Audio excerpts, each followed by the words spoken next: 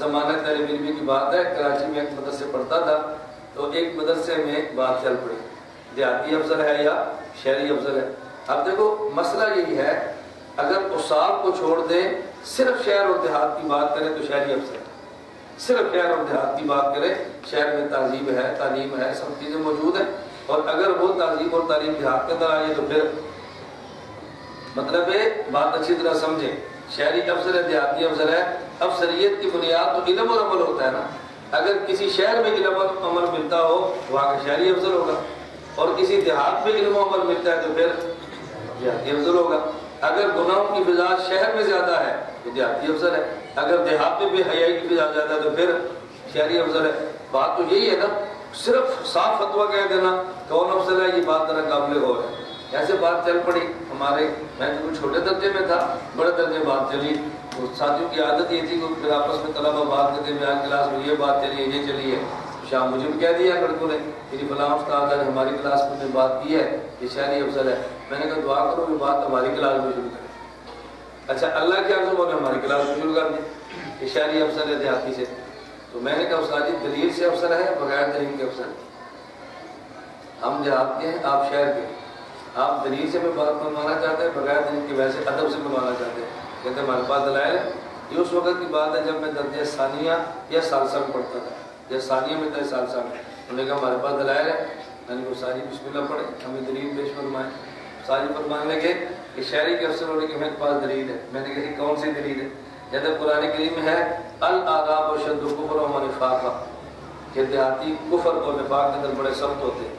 میں نے کہا ہمارے پاس دلیل ہے ومن اہل المدینہ مردوا علی النفاق، شہری نفاق میں نفاق کے اوپر مرتے ہیں۔ اگر آپ پر دیہاتیوں کے نفاق کی دلیل ہے تو ہمارے پاس شہروں کے نفاق کی دلیل بھی ہے نا۔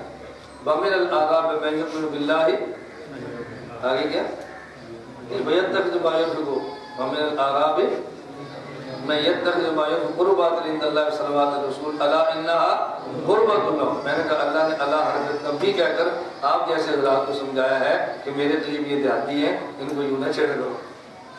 اللہ نے فرمایا الا انہا قربۃ اللہ، نانا ایسی بات رہ گیا نا قربت ان کے لیے اللہ نے آپ کو تنبیہ کی ہے، تو ہمیں تنبیہ کی ہے تو بتاؤ وہ دیہاتیوں خیال کرو یہ تم سے افضل ہے۔ آپ کو تنبیہ کی ہے اللہ پاک نے کہ ہمارے بارے میں ایسے جملے نہ کہو۔ استاد کی دلیل بدل دی، یہ دلیل تو ختم ہو گئی نا، پھر ایک نئی دلیل پیش چلے گا یا نہیں؟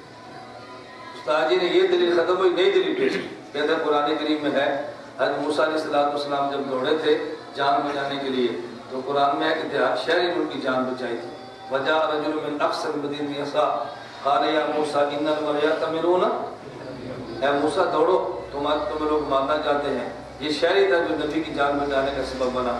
میں نے کہا شہری مارنا چاہتے تھے، دیہاتی جان بچانے کا سبب بنا۔ فرعون شہری تھا دیہاتی نہیں تھا، فرعون مارنا چاہتا تھا اور بچانے کا سبب دیہاتی بنا تھا۔ کیوں؟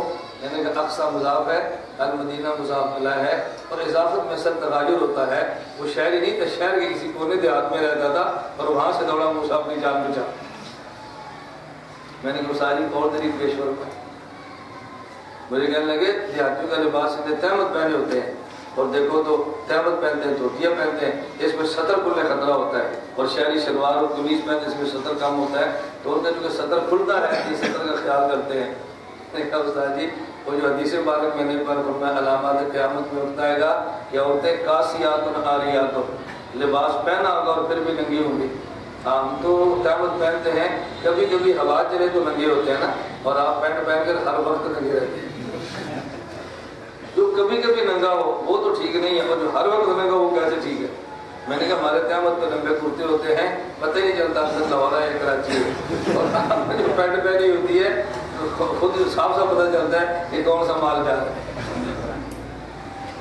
تو میں نے کہا استاد جی آپ کی مثال تو بالکل ایسے ہے کہ جیسے ایک دمبی تھی، وہ دمبی وہ جا رہی تھی اور بکری کے ساتھ تھی، اور دمبی جب کھالا کراس کرنے لگی تو اس کی چھلانگ ماری نا، اوپر اس کی چکی اٹھ گئی تو بکری نے تالیاں مار دی، بکری تالی ماری، دیکھو ننگی ہو گئی ہے۔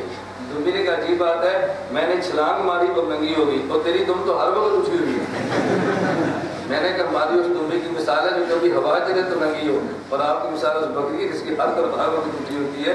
ہمارے سطر پر نگاہ کبھی کبھی ہے، آپ کے سطر پہ ہمیشہ نگاہ کرتی ہے، تو اور دلیل ہے تو بیان فرمائیں۔ یہ میں ثانیہ ثالثہ کی بات کروں، میں نے کہا جی اور وہ پیش فرمائیں.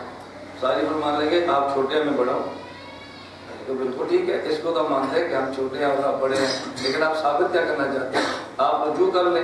صاحب بہن رجوع کرتے تھے. میں نے کہا بات سمجھ آئے تو امام صاحب بھی کر دیتے. بات سمجھ آئے نا تو امام صاحب بھی کر دیتے ہیں. ساری صحت اچھی بات ہے, کچھ سمجھ آتی ہے. آج آپ فرما لیں, ہمیں ہم سے رجوع نہ کروائیں. خیر پورا گھنٹہ ختم ہو گیا. وہ کبھی بھی استاد نے بات نہیں چھڑی کہ دیہاتی افضل ہے کہ شہری افضل ہے. ہم نے کہا افضلیت کی بنیاد کو دیکھیں. افضلیت کی انسان اس افضلیت کی بنیاد کیا ہے؟ انا خلقناکم من ذکر و انثی وجعلناکم شعوبا وقبائل لتعارفوا ان اکرمکم عند اللہ اتقاکم. یہ ہے افضلیت کی وجہ. وہ شہری ہو یا دیہاتی ہو, بات تو صرف اتنی ہوتی ہے. یہ جوابات جیسے حضرت امام ابو حنیفہ رحمۃ اللہ علیہ مدینہ منورہ کے امام مالک کو سلام کیا. امام مالک نے پوچھا انت من این, کہاں سے آئے ہو؟ شکل سے پہچانتے نہیں تھے. انہوں نے کہا من الکوفہ, کوفہ سے آئے. اس نے کہا الکوفی لا یوفی, تو وہ کوفی جو وفا نہیں کرتے. امام فرمایا انت من این, آپ کہاں سے؟ کہا من المدینہ. فرمایا من اہل المدینہ مرض ولم نفاق, تو وہ مدینے والے ہو. میں نے کہا انت ابو حنیفہ, اور میں نام امام مالک کھڑے ہو. میں نے کہا میں سمجھتا تھا ایسے جواب ابو حنیفہ کے علاوہ کوئی نہیں دے سکتا. اللہ پاک ہم سب کو امام صلی اللہ رحمۃ اللہ علیہ کا ذوق سلیم عطا فرمائے. صرف ذوق نہیں ہونا چاہیے, ذوق سلیم ہونا چاہیے. آدمی گفتگو بھی کرے, دلائل بھی دے, اپنے دلائل پہ ناز بھی نہ کرے. اللہ سے دعا مانگے, اللہ مزید تقویت عطا فرماتے ہیں. کبھی رائے کعبے کے خلاف ہو بھی جائے, احترام پھر بھی کرے اور بگڑے مت. یہ امام صاحب کا ذوق سلیم ہے. چلیں سوال سمجھ